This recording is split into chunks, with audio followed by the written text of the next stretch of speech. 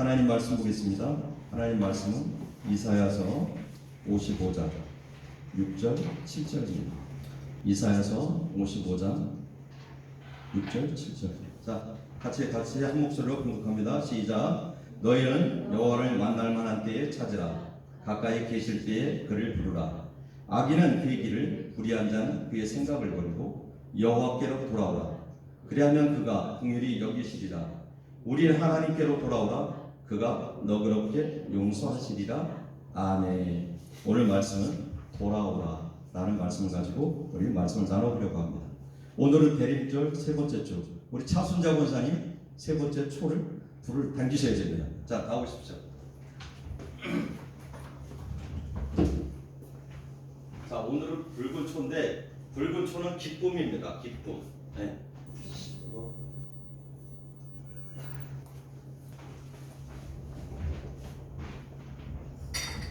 자, 오늘은 분홍색이잖아요. 그죠? 분홍색 기쁨. 우리가 희망, 평화, 기쁨. 이제 22일 그날은 우리가 흰색을 통해서 사랑이라는 촛불을 붙이면 이제 25일 성탄절입니다. 자, 오늘 말씀은 돌아오라 라는 말씀을 가지고 우리가 말씀을 나눠보려고 합니다.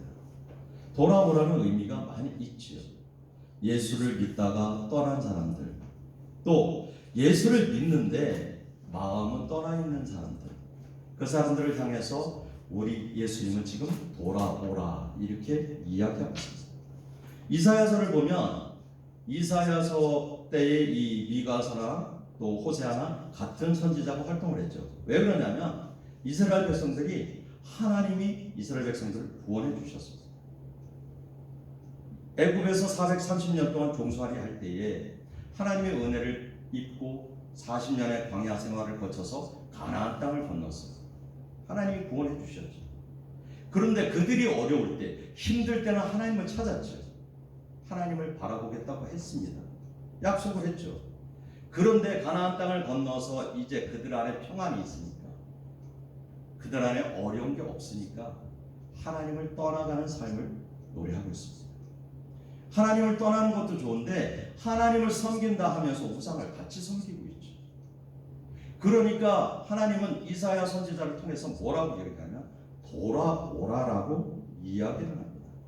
이스라엘 백성들이 얼마만큼 패역했느냐면 이사야 1장 4절을 보면 이렇게 얘기합니다. 하나님은 슬프다 범죄한 나라여, 허물진 백성이여, 행악의 종자여, 행위가 부패한 지식이로다. 그들이 여호와를 버리며 이스라엘의 거룩한 신 이를 만홀히 여겨 멀리하고 물러갔도다. 이렇게 하나님은 너무 슬픈 분이에요. 그러니까 하나님 뭐라고 하냐면 슬프다 범죄한 나라요, 이스라엘을 향해서 이야기하죠. 이 음성이, 이 말씀이 우리에게 들려줬으면 좋겠어요. 슬프다 범죄한 나라요. 왜요? 우리가 하나님의 자녀라고 하면서 과연 하나님 안에 있었냐는 거죠. 하나님을 떠난 삶을 살지 않았냐는 거죠. 그리고 나서 1장 12절에 보니까 뭐라고 얘기하냐면 너희가 내 앞에 보이러 오니 이것을 누가 너희에게 요구하였느냐, 내 마당만 밟을 뿐이니라. 정말 저는 이 말씀이 가슴에 와 닿았어요. 너희가 내 앞에 보이러 오니, 하나님이 얘기하시죠. 내 앞에 보이러 오니 이것을 누가 너희에게 요구하였느냐, 내 마당만 밟을 뿐이다. 와서 예배만 드릴 뿐이라는 거예요. 형식만 가지고 있을 뿐이라는 거예요. 그러니까 지금 돌아오라고 얘기하는 거죠. 그러면서 지금 오늘 읽은 말씀 6절을 보니까 뭐라고 얘기하냐면 언제? 가까이 계실 때에, 하나님이 가까이 계실 때에 돌아오라는 거예요. 기도할 때, 예배할 때, 찬양할 때 하나님은 우리 가운데 계십니다. 그러니까 기도하고 예배하고 찬양하면서 하나님 앞에 돌이켜야 되죠. 돌아와야 됩니다. 그래서 우리가 정말 그 불의한 모습을 버리고 악한 모습을 버리고 하나님 앞에 선한 모습이 되어져야 됩니다. 그렇다면 하나님은 왜 돌아와야 된다고 이야기를 합니다. 오늘 그걸 한번 나눠보려고 합니다. 왜 돌아와야 될까요? 첫째, 우리가 돌아오지 않으면 그 길은 사망의 길이기 때문에 그렇습니다. 돌아오지 않으면 그 길은 죽음의 길이기 때문에 돌아오라는 거예요. 눈에 안 보이고 감각이 무뎌지면 우리가 어디로 가는지 모르죠. 이런 드라마를 보면서 제가 한번 그런 걸 본 적이 있어요. 범죄자를 막 쫓아갑니다. 막 쫓아가는데 막 도망가다 보니까 쫓아가는 사람이 보니까 글로 가면 낭떠러지기예요. 가면 죽어요. 그래서 쫓아가는 걸 멈추고 그만 가 돌아와 소리 지르죠. 그런데 이 사람은 너무 무서우니까 그거 아무것도 않고 막 달려가는 거예요. 가다 보니까 낭떠러지 끝이지. 결국 떨어지는 거죠. 하나님 지금 우리에게 부르짖고 계시는 거죠. 돌아오라는 거예요. 내 마음을 돌이켜서 하나님 앞에 돌아오라고 얘기하죠. 하나님이 지금 우리와 함께 하시기 때문에 가까이 계실 때 돌아오라는 거예요. 지금 이사야 선지자를 통해서 이스라엘 백성 보고 돌아오라고 하지만 지금 오늘 말씀은 우리에게 돌아오라는 거예요. 마음을 돌이키라는 거죠. 세상을 향한 마음 속에서 하나님을 향한 마음을 돌이키라는 거예요. 그것이 하나님이 돌아오는 거예요. 왜? 죽음 가운데 있기 때문에 그렇게 이야기를 한 겁니다. 돌아오지 않으면 우리는 죽을 수밖에 없습니다. 그래서 에레미야 25장 5절에서 뭐라고 얘기하니까 그가 이르시기를 너희는 각자의 악한 길과 악행을 버리고 돌아오라. 그리하면 나 여호와가 너희와 너희 조상들에게 영원부터 영원까지 준 그 땅에 살리라 라고 얘기합니다. 뭐라고 얘기하냐면 악행을 버리고 돌아오라는 거예요. 악행이 뭐냐면 우리가 하나님을 떠나 있는 게 악행이에요. 예배하지 않는 게 악행이에요. 도둑질하는 게 악행도 되고 살인하는 게 악행도 되지만 하나님의 자녀들의 악행은 뭐냐면 하나님 안에 있지 않는 게 악행이에요. 예배하지 않는 게 악행이에요. 기도하지 않는 게 악행입니다. 그러니까 거기서 악행을 버리고 돌아오라고 얘기합니다. 돌아오면 어떻게 해요? 그리하면 나 여호와가 너희와 너희 조상들에게 영원부터 영원까지 준 그 땅에 살리라 해요. 돌아오면 하나님의 나라에 임할 수 있다고 얘기하는 겁니다. 그러니까 지금 돌아오라는 거죠. 지금 앉아서 뭔 생각하고 계십니까? 세상 생각하고 계십니까? 그러면 돌아오라는 거죠. 돌이키라는 거예요. 생각을 돌이켜서 말씀에 집중하라는 거예요. 욥기서 10장 21절에 이렇게 얘기합니다. 내가 돌아오지 못할 땅, 그곳은 돌아오지 않으면 돌아오지 못할 땅, 어둠과 죽음의 그늘진 땅, 그곳에서 그 땅으로 들어가기 전에 나를 번제하고 있다. 그곳이 어느 곳이냐? 어둠과 죽음이 있는 그늘진 땅입니다. 돌아오지 않으면 우리는 그 길로 갈 수밖에 없어요. 그러니까 돌아와야 돼요. 그렇죠? 오경희 권사님 맞죠? 네. 그게 눈을 떠야 되죠. 눈을 떠야 하나님이 임하십니다. 네. 두 번째는 돌아오기 위해서는 어떻게 해야 되느냐는 거죠. 돌아오기 위해서는 돌이켜야 되죠. 가던 길을 멈춰야 됩니다. 멈춰야 돌아올 수 있잖아요. 멈추지 않고 계속 가면 돌아올 수가 없어요. 세상을 향해서 나가던 발걸음을 멈추십시오. 세상을 향해서 눈을 들고 나가던 그 시선을 멈추십시오. 그리고 하나님께로 돌이키십시오. 돌이켜야 하나님이 우리와 함께 하십니다. 7절에 보니까 뭐라고 얘기하냐면 불의한 모습이라고 얘기합니다. 그렇죠? 7절 한번 같이 읽어볼까요? 시작. 악인은 그의 길을, 불의한 자는 그의 생각을 버리고 여호와께로 돌아오라. 그리하면 그가 긍휼히 여기시리라. 우리의 하나님께로 돌아오라. 그가 너그럽게 용서하시리라. 뭐라고 얘기하냐면 악인은 그 길을, 불의한 자는 그의 생각을 버리고 돌아오라고 얘기하는 거죠. 그래서 우리가 그 생각에서 멈춰져야 되죠. 불의한 생각에서 멈춰져야 되고요. 악한 생각에서 멈춰져야 되죠. 돌이키지 않으면 악한 영의 지배를 받을 수밖에 없습니다. 돌아오지 않으면 악한 영의 지배를 받을 수밖에 없어요. 에스겔서 33장 11절에 이렇게 얘기하죠. 이스라엘 족속아 돌이키라. 너희 악한 길에서 떠나라. 어찌 죽고자 하느냐 하셨다 하라. 에스겔 선지자를 통해서 하나님 이야기하는 거예요. 이스라엘 족수가 돌이키라고 얘기했죠. 너희 악한 길에서 떠나라는 거예요. 그 길은 죽음의 길이기 때문에 어찌 죽고자 하느냐. 그래서 돌이키라고 얘기해요. 우리는 세상을 향한 곳에서 지금 세상을 향해서 달려가고 있다는 거예요. 멈추십시오. 그리고 돌이키십시오. 그래야 하나님이 기뻐하시는 삶을 살 수 있고 천국의 삶을 살아갈 수 있습니다.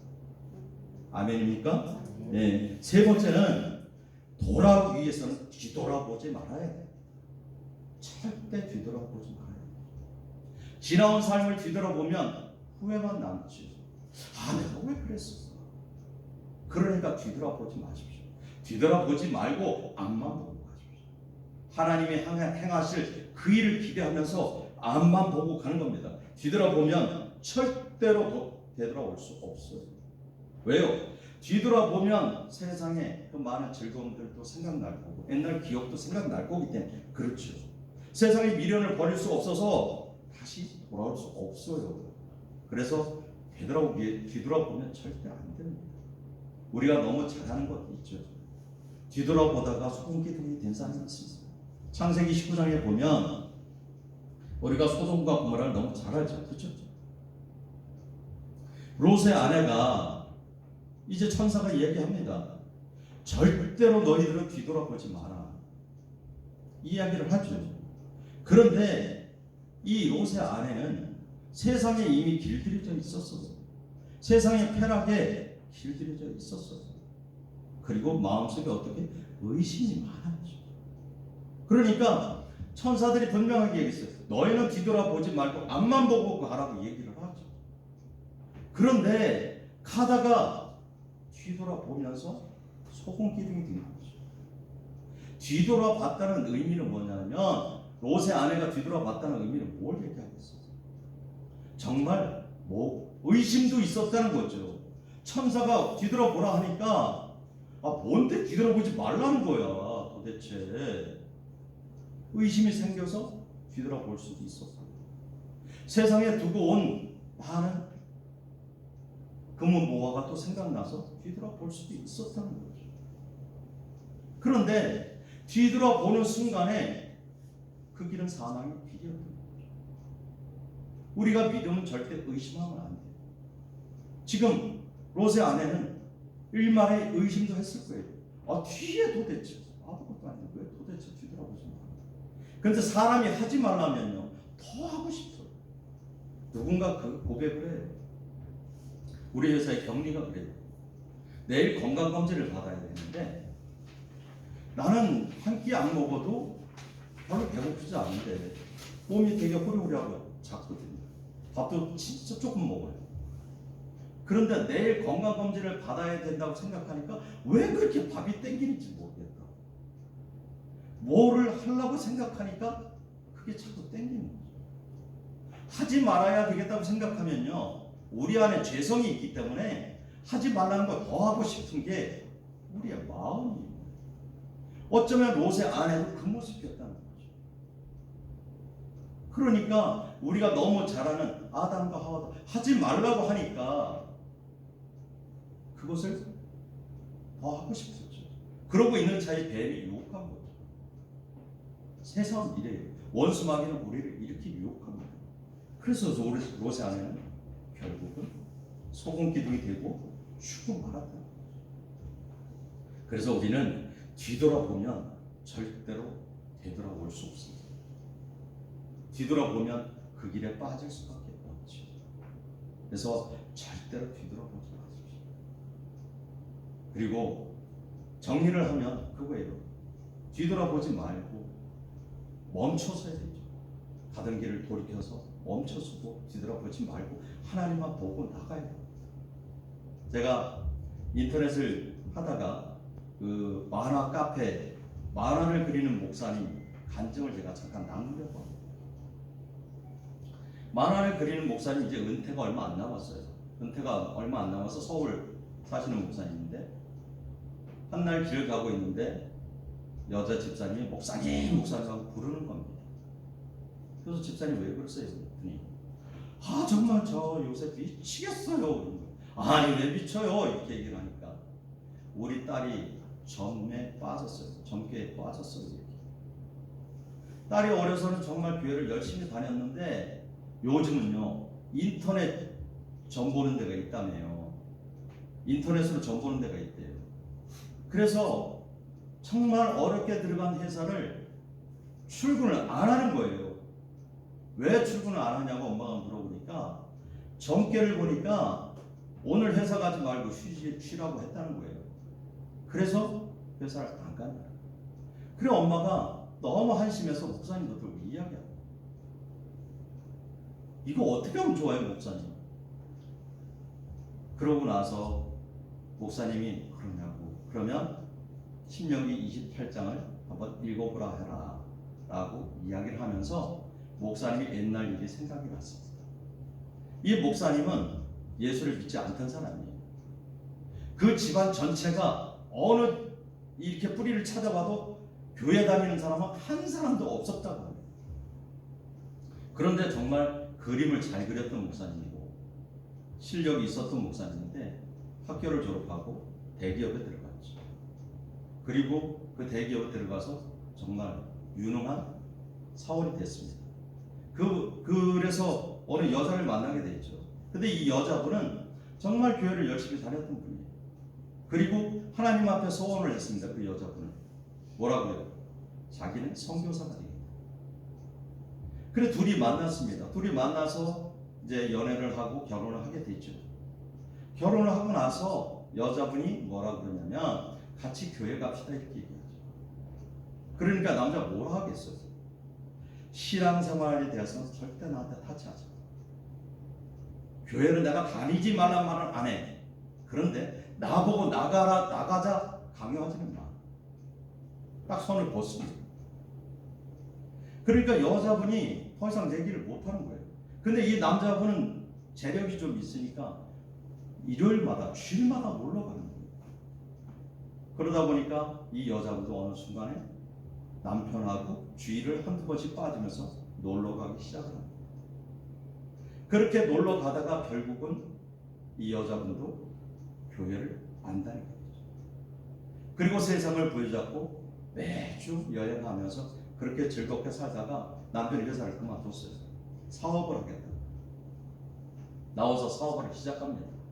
사업을 시작하고 얼마 안 돼서 사업이 부도 위기까지 갔습니다. 대출을 받고 온 또 집의 대출까지도 받아가면서 막아봐도 소용이 없었어요. 그렇게 어려운 상황 가운데 있는데 시어머니가 며느리를 붙들고 이야기하는 거예요. 야 며느라 저기 금호동에 가면 아주 점쟁이가 유명한 사람이 있다. 그러니 남편 사업도 안 되고 정말 어려우니까 점집에 한번 가보자. 그런데 이 여자분이 따라갔겠어요? 안 따라가겠어요? 네? 여자분이 따라갔어요. 점집에. 따라가서 점집에서 점을 보는데 이 점괘가 어떻게 나왔냐면 절대로 만나지 말아야 될 사람들이 만났구나. 큰일 났다. 그러니 부적을 써줄 테니 부적 붙이고 다니고 굿을 해야 되는데 금액이 장난이 아닌 거죠. 그러니 당장 먹고 살 것도 힘든데 부적 살 돈과 굿할 돈이 엄청 많이 들어가는 거예요. 나왔습니다. 나와서 길을 가면서 고민을 하죠. 고민을 하는데 시어머니가 뭐라고 그랬어요? 내가 돈을 보태줄 테니까 굿을 좀 해라 이렇게. 그런데 그 순간에 이 며느리가 하늘을 쳐다봅니다. 하늘을 쳐다보는데 하늘 위에 십자가. 그러더니 쿵 하는 소리가 들리면서 뭐라고 얘기하느냐. 내 딸아, 내 딸아, 돌아오라, 돌아오라, 내 딸아. 이렇게 얘기해요. 순간에 이 여성분이, 이 며느리가 무릎을 팍 꿇었어요. 땅에 그냥 시어머니가 보니까 깜짝 놀랐어요. 뭐? 그리고 두 손을 들어서 하나님, 제가 잘못했어요. 제가 잘못했어요. 그리고 일어나서 시어머니에게 고백을 하죠. 저 절대 붓안 해요. 다시는 젊게 믿지 않을 거예요. 귀신은 우리에게 복을 줄 수 없어요.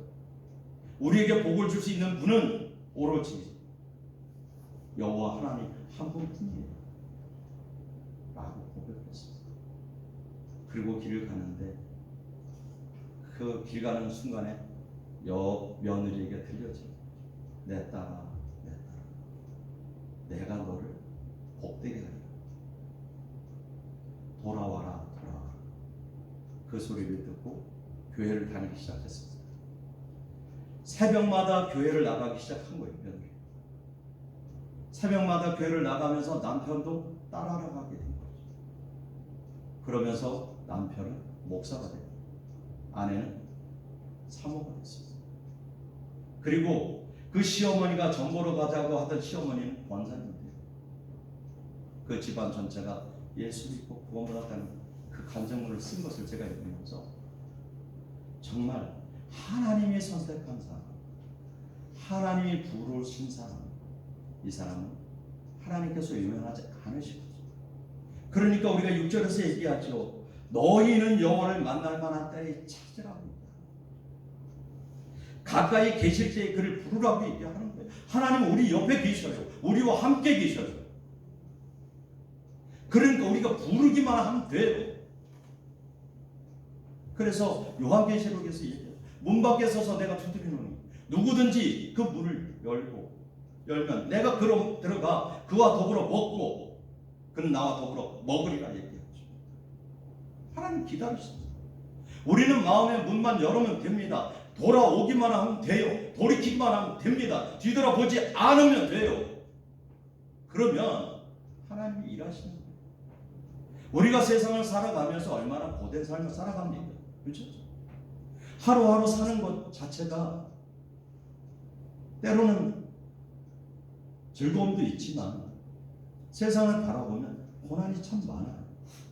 저는 지나온 시간을 되돌아봤어요. 어려서부터 제가 살아온 삶은 예수를 믿지 않았던 그 삶은 불안한 삶이었고 항상 두려움의 삶이었었어요. 곰곰이 생각해보니까 그랬어요. 항상 불안한 삶이었었어요. 어떻게 해야 돈을 벌 수 있나? 이 돈을 벌면 어떻게 이 돈을 더 늘릴 수 있나? 장사한다고 장사하면 보고세 내라고 양아치들 와서 거들먹거릴 때 어떻게 해야 내가 여기서 벗어날 수 있나?